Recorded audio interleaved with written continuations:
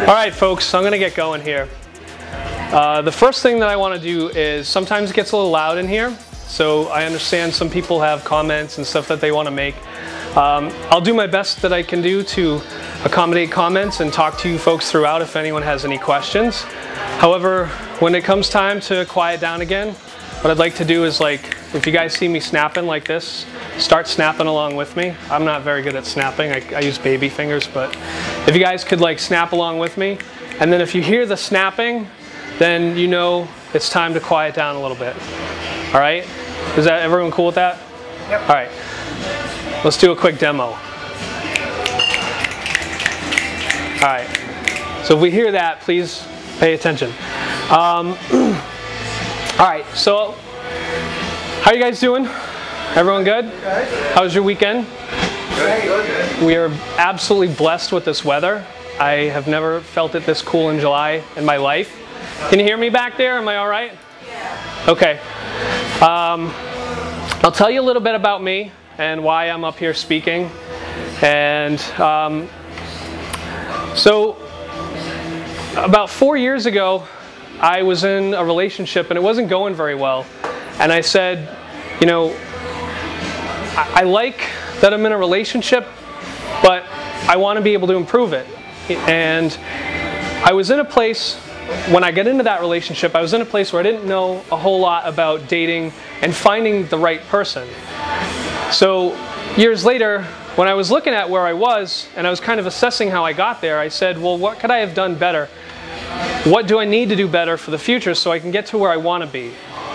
And I started looking at all the different things that I had done. I started reading books, psychology, I got into science. We're going to talk about some of that tonight. I got into a lot of coaching as well, or I studied it actually, and so I was able to help myself through that, and then I started helping others when I started to figure out all of this stuff. So I started studying dating and relationships for about a year and a half, about a year. And I didn't really have a whole lot of change going on. And I said, well, you know, I started studying all this stuff for a reason. Where are all these results that I'm looking for? Why aren't I getting the results? And I quickly realized that I wasn't taking action. I was thinking about it a lot, but I wasn't actually taking the action to bring about the changes that I wanted in my life. And I wasn't there yet. And so I signed up for a dating course. I found a mentor. And I said, you know, I have to take action. I had a business that I'd been running for 4 years. I'd built it up from literally nothing to a $70,000 a year production.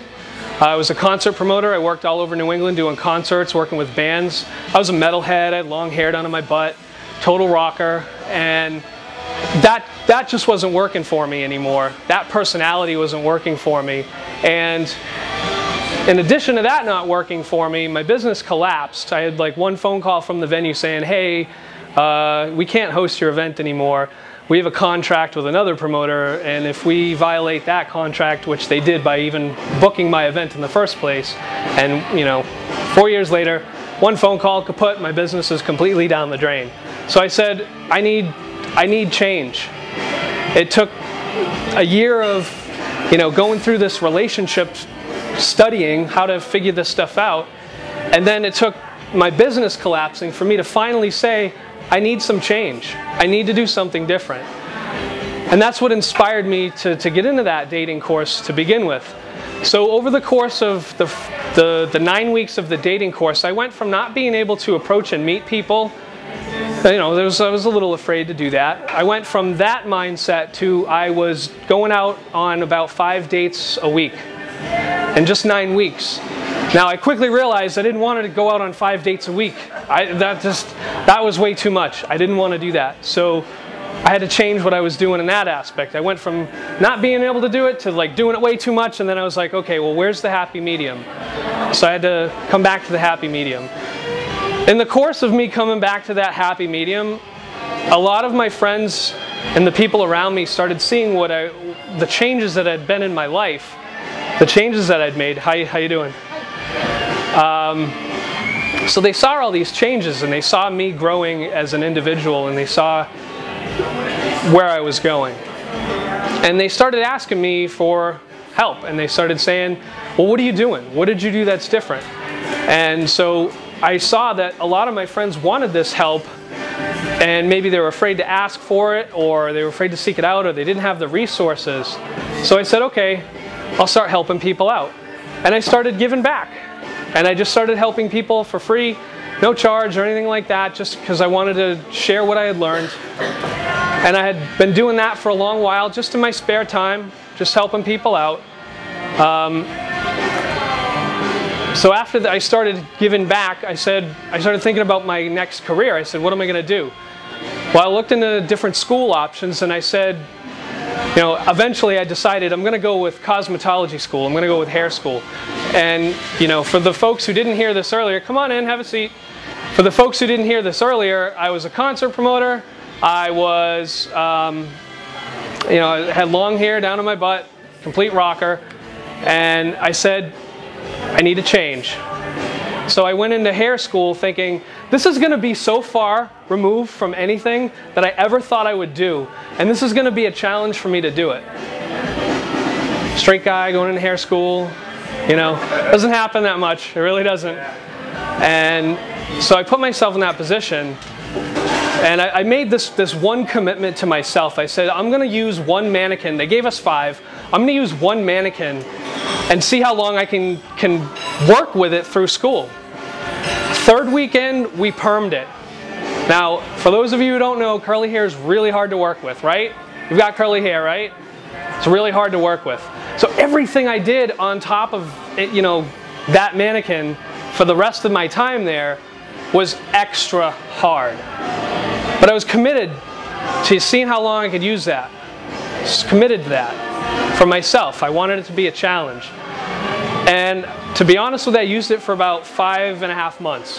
Hair school was 7 months. I used it for about 5.5 months. And then we had some other modules we had to change.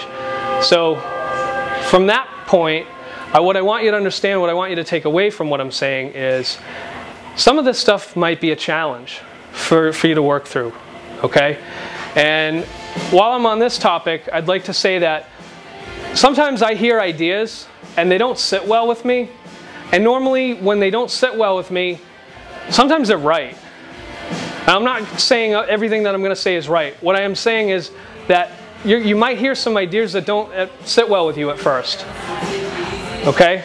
I certainly hear those ideas all the time. Sometimes when I hear them, like I said, they don't sit well. But I listen to them. And I think about them a little bit. And I give them some time to bounce around in there. So if you hear something tonight that you don't agree with, don't judge. Maybe it's not your cup of tea, that's fine. You don't have to accept it at all. But try to keep an open mind. Does that make sense? Okay.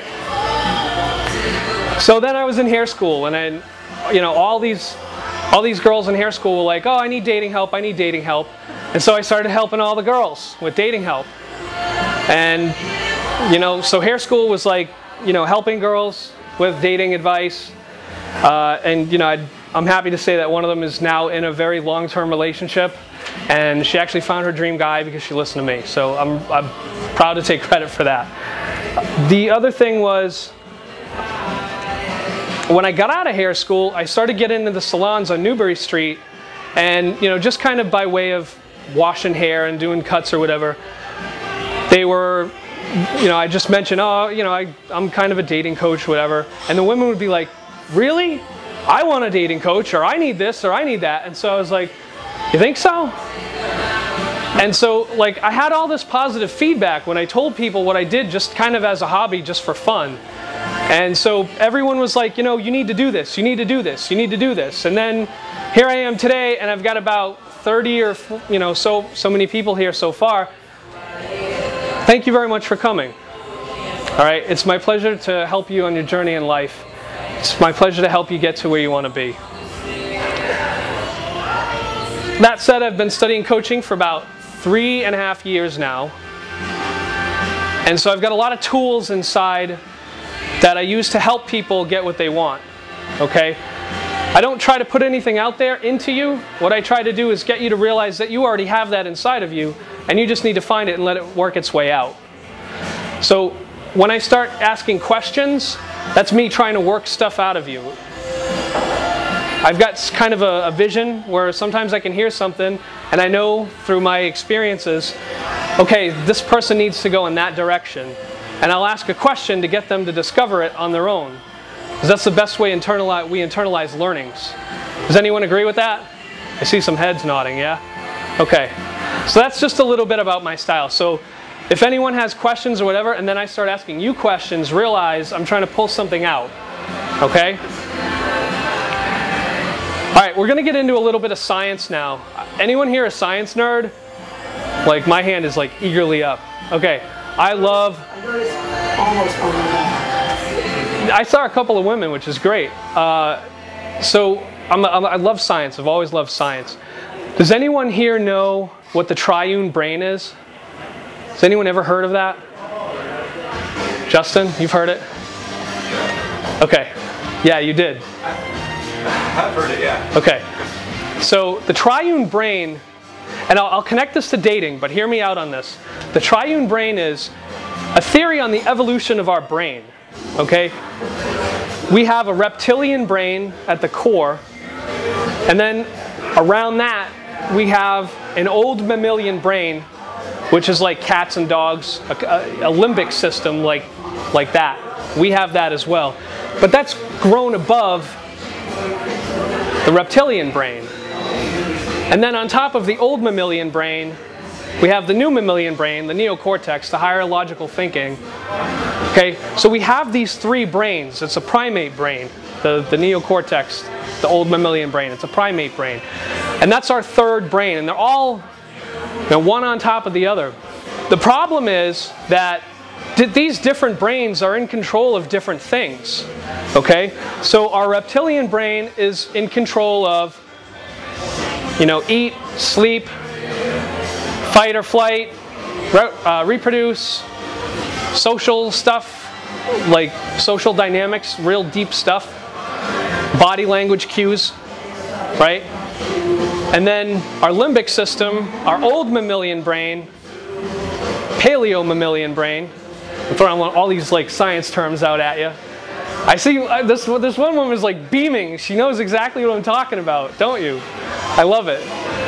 So, okay, I'm glad you're liking it. I'm glad you're liking it. I just see the smile back there. I'm connecting with it. I think it's great. Thank you. So, the problem is that we have these different brains, and they do different things. Our old mammalian brain is in charge of things like emotions and stuff like that. Okay? And then our new mammalian brain is in charge of our higher logical thinking, our higher level thinking. Now, the problem comes in where we have urges from the reptilian brain, things like, eat, sleep, reproduce, whatever. So specifically for dating, it's reproduce. But we have those urges and they're coming from that part of our brain, and then it has to go through the limbic brain, and so then it creates, that's responsible for releasing chemicals like oxytocin in our mind, and those chemicals produce emotions, and those emotions cause us to feel what we feel, and so that's how that works. But then we have our logical brain, and our logical brain is responsible for creating the stories that we tell ourselves about what's going on in our lives. And we don't understand it from this deeper level, and we don't understand what we're doing, and we don't understand why, and we can't put the pieces together. Now see, we can think all we want about what we think we're doing, but unless we recognize that our biological drives are coming from this deep reptilian brain, there's like missing communication. Like it's like the brain can't communicate backwards. You can't tell your reptilian brain, "Hey, reptilian brain, I don't want to reproduce today. Don't send me any of those urges." You can't. It doesn't work like that. It kind of works its way out, and we invent logical stories to try and explain all of this stuff. Can anyone see, can anyone think of an example where they could look at this and say, hey, I think that's kind of what was happening here in my life. Can anyone see that? Hands? Couple hands? I mean, I can. All right, so we got a few hands. Okay. This explanation It's just something you got to keep in the back of your mind. All right? It's just something you got to know, where is this coming from? Why am I like this? Why am I doing this? And what is the purpose of it? Okay? Hey man, come on in, have a seat. All right, so I'm dying, I need some water. All right. Empty. It's okay. A bunch of folks here are thirsty today. Thank you. Thank you. Appreciate it. All right. So let me talk a little bit more about how it affects dating. Anyone here ever felt frustrated? I mean, we're all adults. We can talk about sex maturely, right? Anyone here ever said, like, you know, I have to have sex today? Like, it's just something that I need right now? Okay. So, you know, a bunch of us here, and the rest of you are lying. I'm just playing, but you're lying. No. So that's our urge from our reptilian brain, right? Now, logically, we can think, you know, oh, I'm not going to do anything. Or, you know, I've got more important things to do. And we can kind of go through those motions. But still, in the back of our mind, this urge that we can't control logically or emotionally is still there. Does that make sense? Okay. So those are some things that are happening from the inside out. All right? Well, let me move on. I'm going to talk about love drugs for a minute. Has anyone here ever heard of oxytocin? Hands? Okay, a bunch of people. Ah, you guys have done your research. Good stuff. All right, who wants to tell me what oxytocin is? It's a neurotransmitter that is connected to bonding between individuals. Awesome. If you guys in the back didn't hear it, he said it's a neurotransmitter responsible for bonding, human pair bonding. Okay? Primarily, it's been studied in the context of, you know, mothers and childbirth and things like that. But it's also responsible for, you know, man and woman relationships. Okay? So let's talk about how this affects. Oh wait, I'll get there. No, you know what? Let me skip to that. Let me skip to how it affects dating. Okay? So you meet somebody new, you feel this attraction, something's going on, these chemicals start flowing, they start getting produced, and it's like part of us loses control, and we just kind of, like, who here has ever gone, like, head deep, dived into a relationship and found out it was terrible and, like, you had to escape, and you've got a crazy psycho ex and more hands are going up?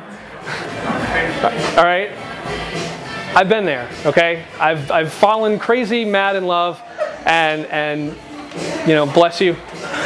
I've fallen crazy mad in love and, you know, made really stupid decisions that affected my life and held me back. And I didn't like that, but it's kind of how it was. However, thank you very much, sir. Appreciate it. Thank you, guys.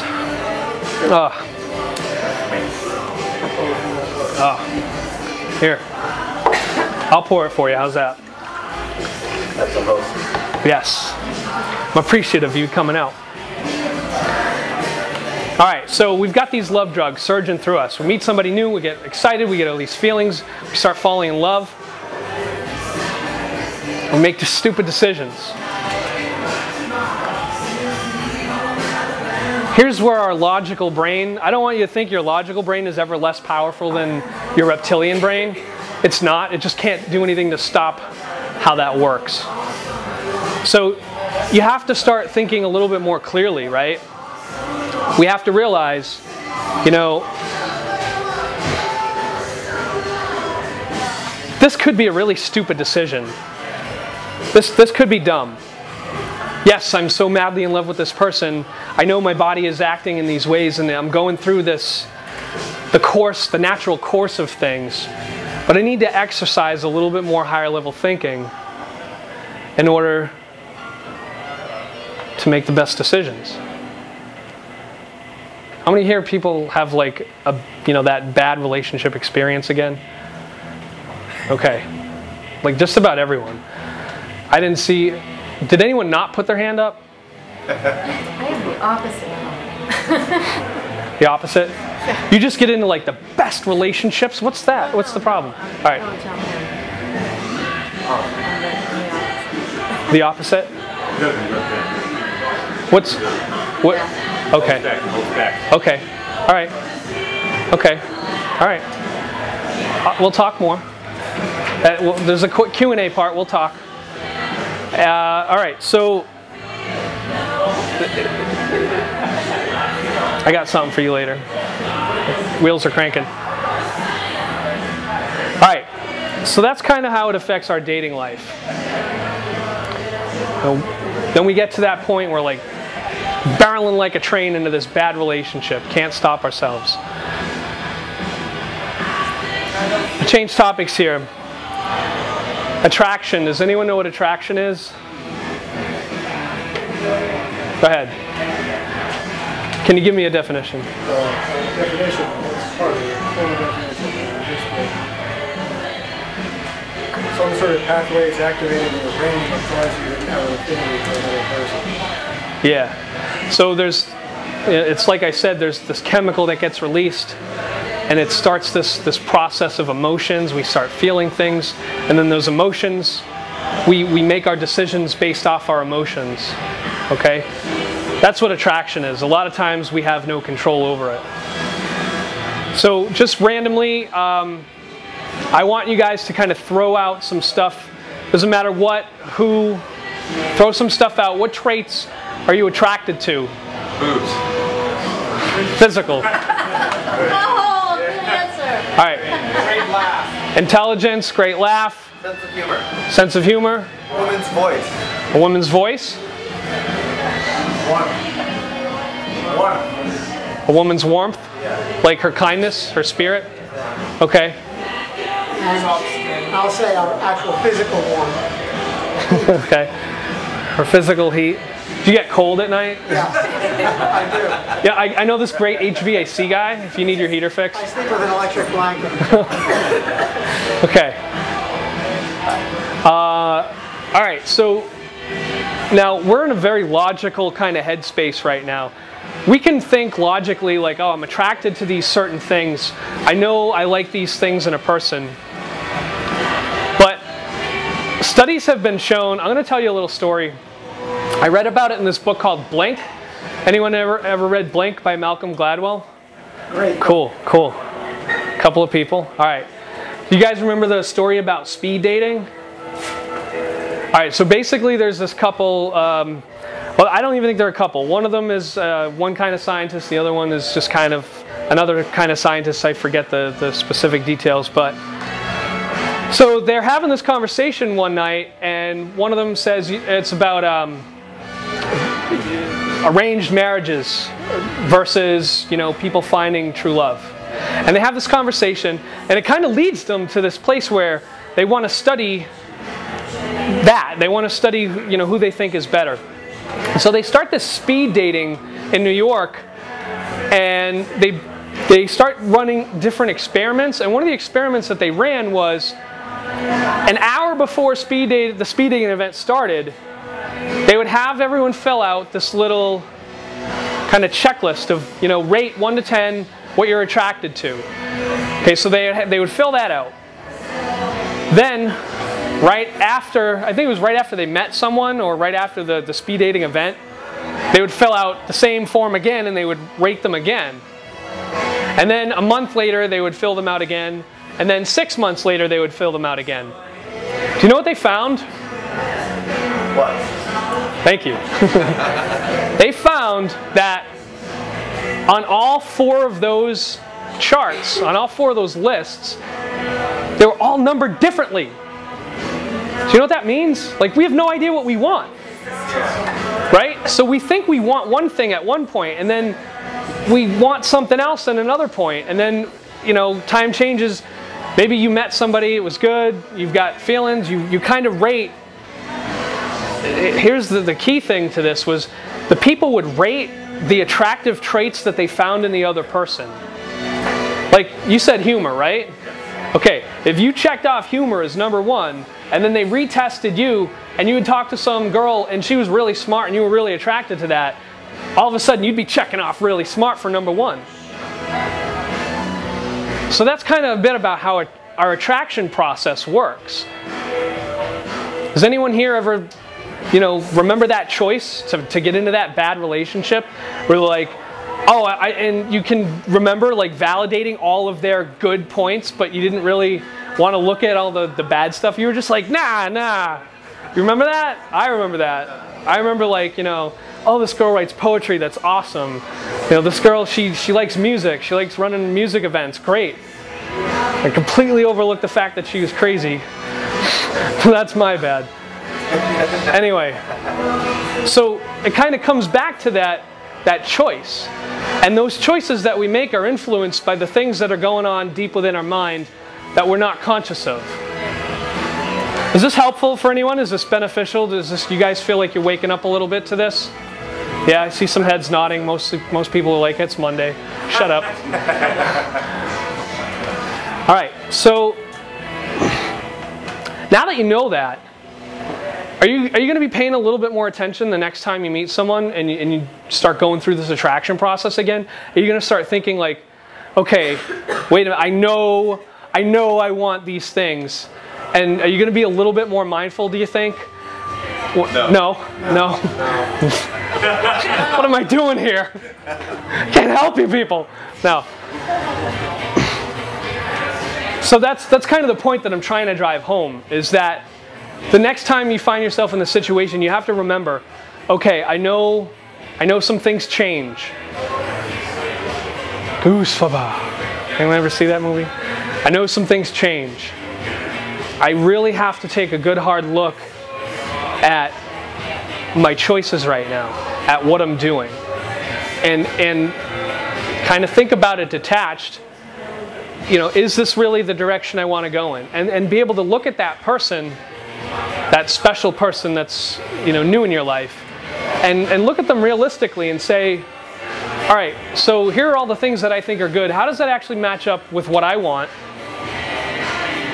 And look at them a little bit more realistically, like, okay, what else am I not looking at? What am I trying to ignore right now? What am I trying to not pay attention to? Are there red flags? Are there warning signs? Anyone ever see that red flag in hindsight? I did. Yeah, a lot of people saw the Yellow flag. A lot of yellow flags. Yellow flags? This guy's in the middle of the terror alert right now. All right, give me 1 second.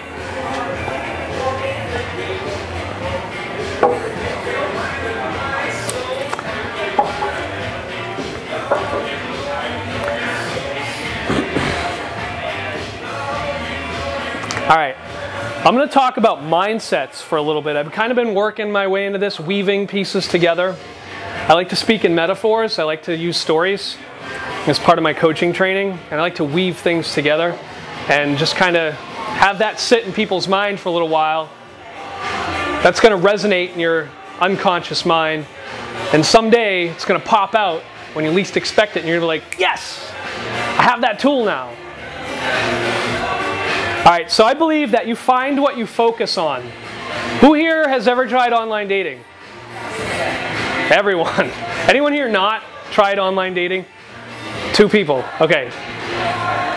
All right, so we've all written profiles, right? Now, who's ever written anything like, oh, I don't want some jerk. I don't want these 2. It was these 2. That was you. I thought I recognized you. I'm just kidding. You're really gonna find someone saying being so negative like that? I see these profiles all the time. Yeah. Really negative profiles. Right. Do not be my ex. Yeah. Exactly. No, I see it all the time. I honestly do. Especially. I don't check out guys' profiles. I really don't. But he caught me. He caught me. That's how I met him. We hooked up off Plenty of Fish. No, I see women's profiles all the time. This is what I don't want. If you're not trustworthy, if you're not, if you're a liar, if you cheat, You know? And it's like all these women, they're focused on what they don't want. Like, I understand we've all had bad experiences, but They're not ready to date. it's not that. It's they want to get out there. It's just their focus is in the wrong spot, okay? All right, just for an exercise, a mental exercise, right? Imagine for a minute you're in a giant warehouse and it's pitch black, all right? Now, you've got one flashlight, okay? And you're kind of looking for the door out, but you're in the corner, and you're looking in the corner, right? Now, how much of the giant warehouse can you see with this little flashlight? Not much. Not much. So how long do you think it's going to take you to find the door? Quite a while. It's going to take you a little while, right? All right, what I want to do is help you light the warehouse so that you can find these resources when you need them. Does that make sense? Okay. So, if you're focused on where the door isn't, in the corner, you're going to keep finding where the door isn't. And you're going to keep bringing that experience into your life. Make sense? Okay. The thing that we need to do is start thinking about where's the door? Where is the door? All right? We need to start shining the flashlight in the direction of the door. Make sense? All right. So the door isn't the door out of the warehouse. The door is the door to what we want. Okay? So we have to start reframing the things that we think,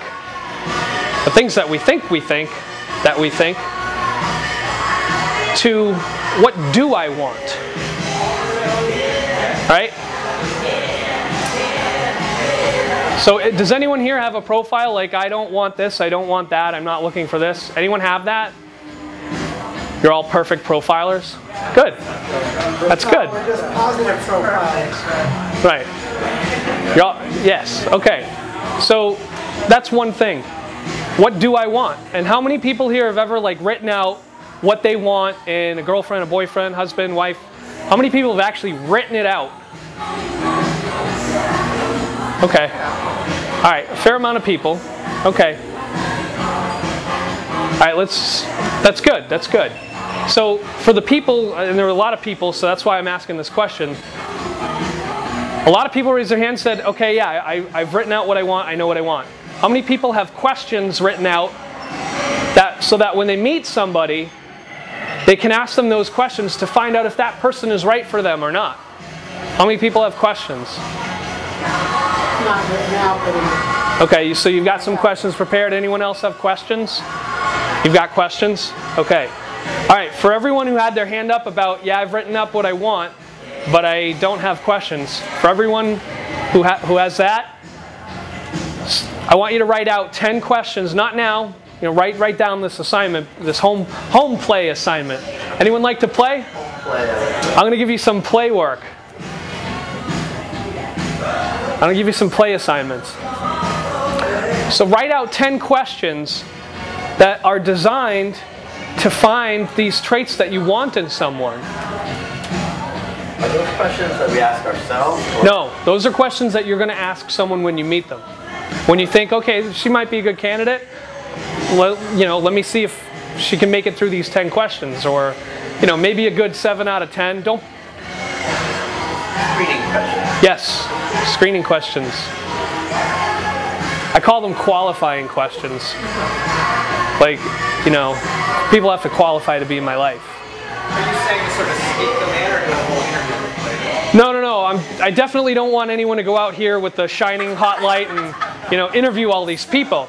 But if you have them like written on a notepad in your phone or on an index card in your wallet or something, just kind of sneak them in over the course of a conversation or over the course of a couple of dates. Pepper them in. It's like a spice, right? If you take a hammer and you use a couple of nails and you build like a bird house or a picture frame or something, as opposed to like, building a mansion, right? Pepper them in. Make sense? All right, so how many people think that they would filter out people by asking these questions. Okay, now what do you think about filtering people out? Good? Bad? Good. You think that would be a good thing? Okay, so do I. You guys are all right, by the way. You can grab some water.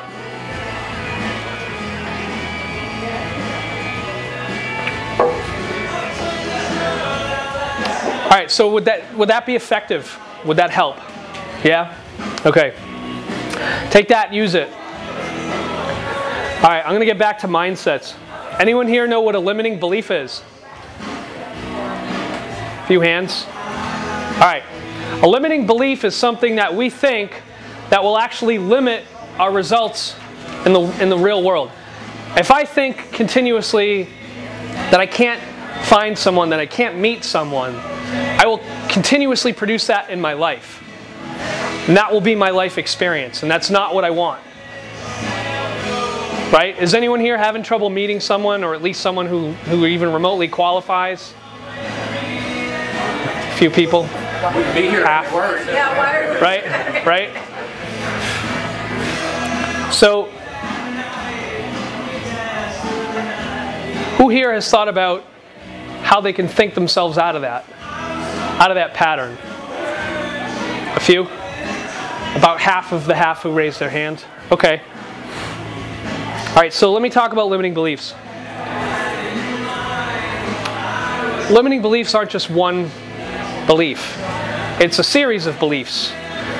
Now, I run a men's course, and one of the assignments in the course is to write out your limiting beliefs when you are going to approach a woman that you think is attractive.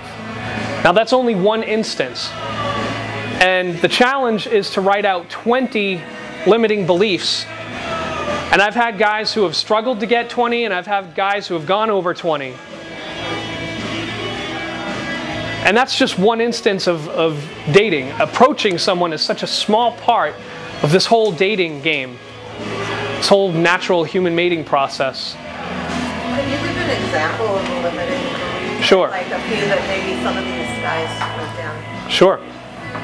So, she won't like me, or he won't like me because of whatever. Insert, negative self-comment here, right? We all have that negative self-talk. Like, oh, I can't do this because, I'm a little overweight, I got a pot belly. I can't do this because, or I'm afraid. Anything that acknowledges an emotion is great. I'm afraid of this. I'm afraid that this will happen. I'm afraid that that will happen.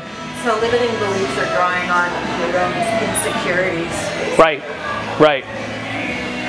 And what we do is, now I don't know if you heard her in the back, but she said that limiting beliefs are drawing on our own insecurities.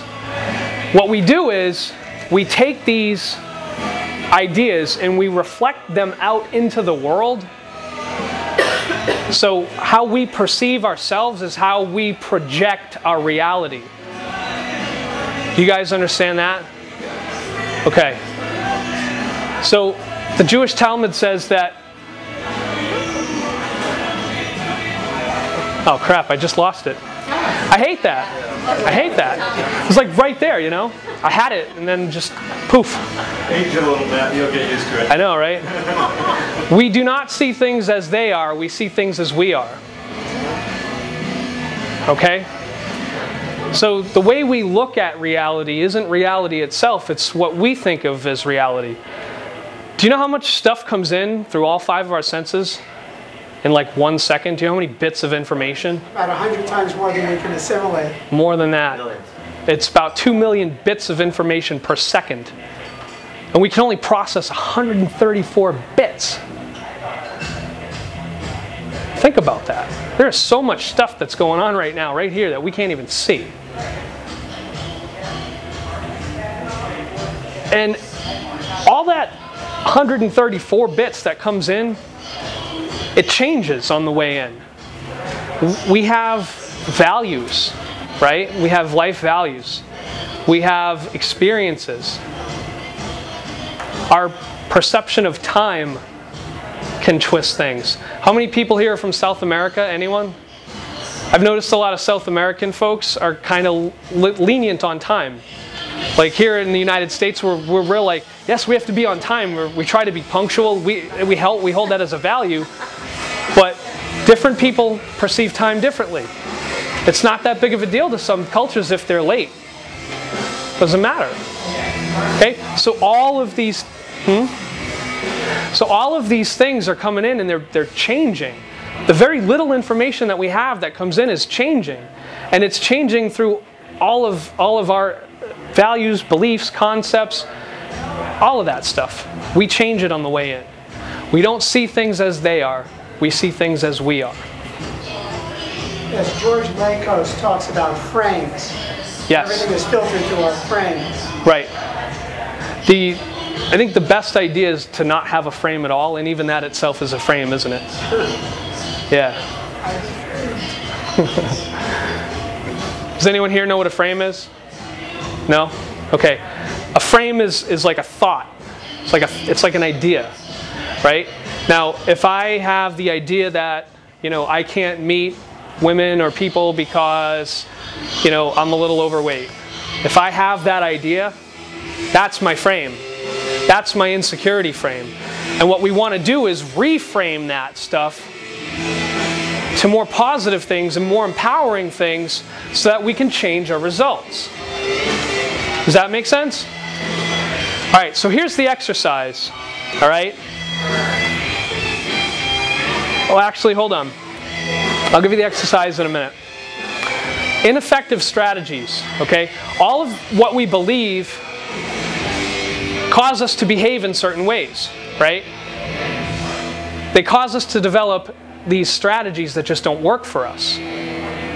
So, oh, I think I'm a little overweight, and, there's not going to be a girl or a woman who wants to go out with me. That's what I think. If that's what I think, that's what I'll create in my life. So how do I get out of that, right? That creates my behavior. I will behave as if that is true. Right? So how do I get out of that? That's one idea. And then compound that with all the different negative self-talk ideas that I have. And I'm one very troubled person, right? All right, so here's the exercise. This could be tough.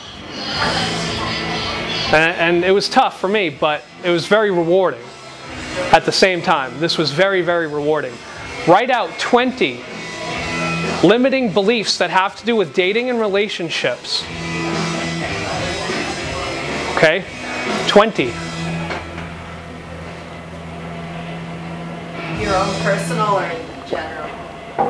It's better if it's your own personal, because then you have the experience of, with the second part of the assignment, working through it. Alright, so that might be tough. 20 might be tough.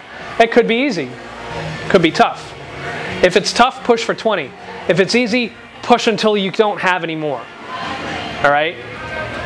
The second part of the assignment is take each one of these statements. I can't attract women because I'm overweight. Take one of these statements and write 5 positive, empowering beliefs, opposite empowering beliefs for each one. Okay, so if you get 20, you're going to write 100 new things. Okay, here's the thing. 3 of them can just be, opposite. One of them has to be like a little bit outside your comfort zone. Something that you think like, whoa, if I had that, I would be like really happy. And then one that is so far out of your realm of possibilities that if you had that, you would be happy for the rest of your life. Can you give me an example? Yes. Okay. All right. So it almost has to be absurd. All right. So this is going to get a few giggles, I hope. If not, y'all hate me. All right. So I've been using the limiting belief of I can't attract women, or they wouldn't be interested in me because I'm overweight. Right? And I am a little bit overweight. And this was one of my beliefs at a certain time. Okay? So the opposite of that would be women will like me for how I am.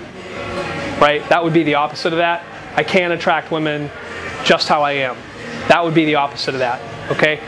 Something that's a little bit outside of that comfort zone is she will be attracted to my body for just the way it is. Okay? And something so far out of the realm of possibilities is millions of women are attracted to my body just for the way it is. No giggles. Okay, good. So that's something, that's the, but the more, you know, if you do that one that's so far out of the realm of possibilities, that's going to stretch your mind, right? Anyone here ever heard of Oliver Wendell Holmes? He's an American author, yes? Okay, Oliver Wendell Holmes once said that man's mind, once stretched, can never return to its original shape. Okay, so once you stretch your mind in this new direction to accept these new possibilities, you can't ever go back to that place where you don't think the good things anymore. And notice I didn't say the bad things, because that's not what I want you to focus on. I want you to be focused on the good things. Does that make sense? And then these new thoughts are going to breed new behaviors, new strategies, and you're going to begin to think in different ways. And when you begin to think in different ways, you're going to begin to act in different ways, behave in different ways, ways that are more aligned to getting what you want.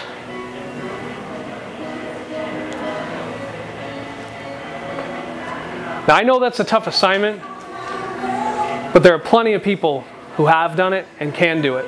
And so if you go to do it, one second, if you go to do it and you have any trouble, feel free to send me an email, say, hey, I'm working on this. Oh, one more thing. All of your positive, empowering beliefs have to be phrased in the positive, okay? They have to be focused on what you want. It can't be focused on what you don't want. It can't say, you know, I don't want a liar, I want someone honest. Right. I don't want a liar, I want someone honest. Thank you. Thank you very much. So, that's still focused on something that you don't want. Right? Lying, that's focused on what you don't want. Has to be focused on what you do want. So, the right way to phrase that would be, I want someone who is so completely and truthfully honest that it exudes from them on a multitude of levels. Now that's like taking it to the extreme, right? But when you start thinking that way, you start looking for that stuff, you're going to attract that. The good thing about this assignment that I think is, a lot of people just try to like think positively, and I think thinking positively is a great thing, but I think where we get messed up is we don't ever acknowledge the bad stuff, and therefore because we don't address it, we can't let go of it. We can't release it. Does that make sense? Who here has ever held on to something like so tightly and it just affected them everywhere they went and no matter what they did? No, not you? No? All right. All right, so these things that we hold on to, we like grasp onto them, right? We like hold on to them tighter and tighter. And all that does is reinforce all the negative stuff. And even though we're thinking like, you know, oh, I'm going to find this, I'm going to find that, it's going to work out. It won't, because in the back of your mind, you're self-sabotaging yourself, right? You're creating this conflict between just positive thinking without addressing the negative and without letting it go. So then there's this conflict. That's the problem with positive thinking without letting go or addressing the negative. So I think this assignment handles both, and it's not just positive thinking. Don't walk away and say it's just positive thinking.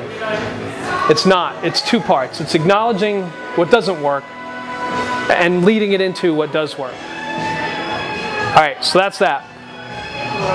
Yes? Could you use the example you've been using to lead to an example of how your strategy changed or changed? Sure. All right, so y'all can tell I haven't been to a gym in a little while, huh? All right, so that's the perfect example. I said, I'm going to accept myself for who and what I am, and I don't need to change that. I don't need to change that. I could change it. It would help. It certainly would help, but I don't have to. And so accepting myself for who and what I was a lot better than trying to become somebody that I wasn't ready to be yet to attract someone into my life. I needed to be happy with who I was. Is that a good example? Well, then how would you use that to change your strategies in dating? Well, again, I didn't let that idea affect me when I went out and I was meeting women, right? I just, instead of thinking like, you know, I got this little thing here that I might not be very happy about, instead of thinking that, I'm thinking, she's going to accept me for who I am. And I was just at peace with who I was. And so that allowed me to let the rest of me out because I became comfortable with myself. Does that make sense? Yes. Does that answer the question? Mostly. Okay. Thank you. Sure. I need to process it for myself. Okay. If you want to talk more later, there is a Q&A. Okay, thank you. All right. Wait, so I think I caught that. I might have missed it though, but you're saying the reason, rather than pushing yourself to take care of that, you're saying in some cases you're better off just accepting that, and just why was that? Accepting it because that's who I am right now. And if I can be okay with who I am right now, and I'm not perfect, I'm not exactly where I want to be, right? But that's okay, right? And I can accept myself for what I am.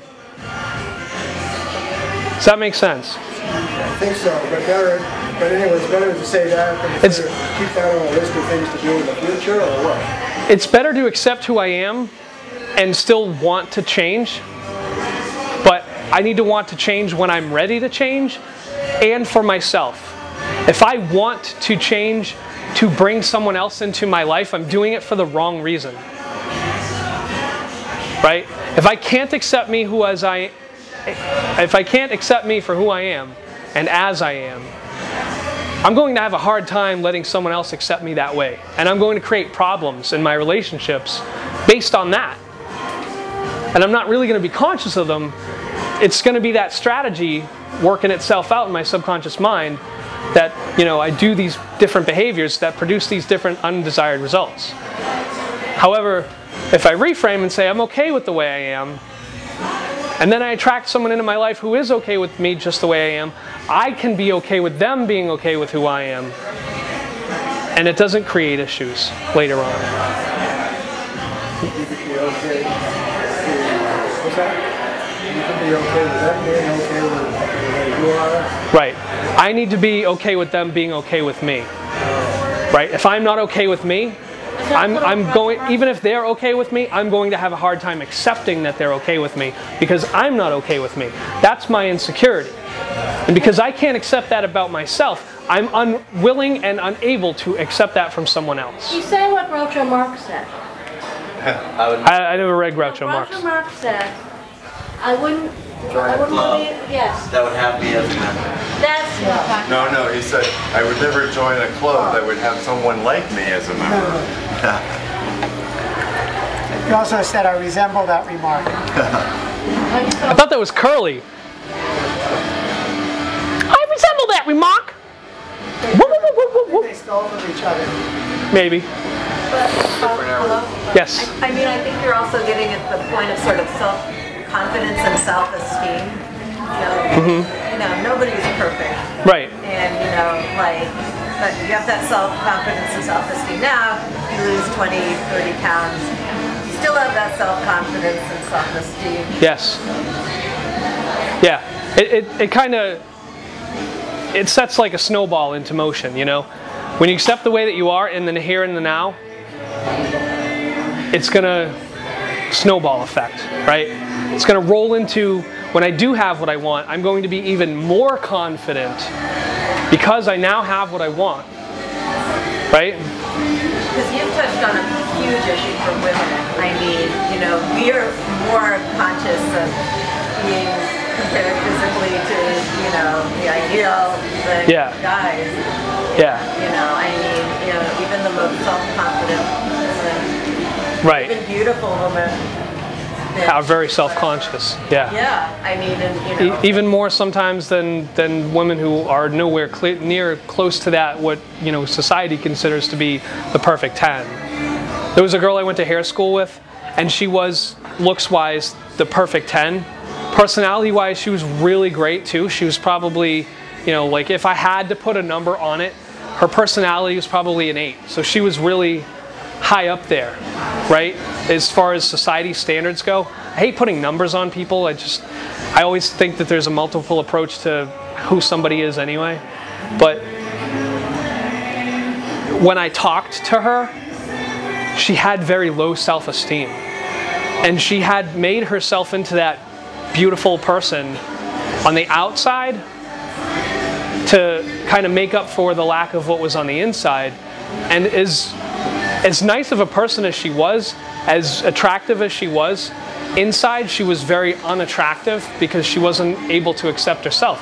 And she, like I said, she did all those things to make herself be that person, but it didn't work. I think another approach to sort of clarify things is if you're dealing with limiting beliefs, a belief is something that all activity or several of your activities are going to come from. Right. Actions. If I believe that I can drop this pen, I'll drop it. If I believe that if I drop this pen, something terrible is going to happen, I'm not going to drop it. Right. So if I change my belief, then there'll be a trickle-down effect on my actions.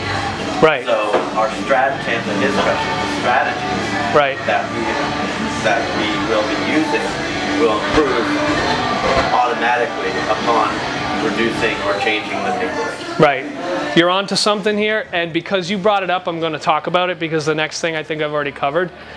There's a hierarchy of change, okay? And our beliefs is like second tier from the top. So when we change our beliefs, it has a reverberation effect where it affects everything below it. The only thing that's higher than beliefs are values. And if we ever change our values, then that changes everything below it and it bounces back up. And it creates this reverberation effect and it goes back and forth. So things like values, beliefs, behaviors, environment, okay, that's like the hierarchy from the way down. I know I'm missing one, but... Capabilities. Yes, skills, capabilities. So it trickles down. And you're exactly right. If I think I can drop this pen and it'll be fine, I'll drop the pen and everything will be fine. And that's going to affect my behavior and my skill to drop the pen and the environment in which I'm in, and I'll feel safe in this environment dropping a pen. I know nothing bad will happen. So there's that hierarchy of change where how many people have said, you know, I need to get out, I need to be more social, I'm going to just leave the house. How many people have said that and done that? How much changed when you said that, when you just changed your environment? How much changed for you? You feel a little better? But how much of you changed because you changed your environment? Not much, because the environment's like on the bottom of the scale.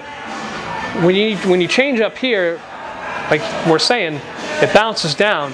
Then you can change your environment, and then things are going to change more in the other areas as well.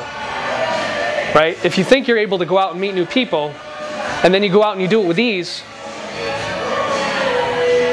you change the environment, but the environment's almost a non-factor.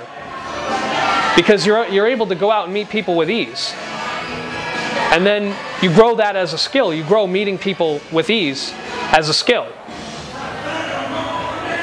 And then what that does is when it bounces back up, it reaffirms what you believe, and it creates new beliefs. Like, oh, if I can do this, I can probably do that too. And then that belief changes, and then it goes back down the scale and back up the scale, and new idea, and back up and down, and new idea. It reverberates, and it creates this like domino effect. Get the picture? Question?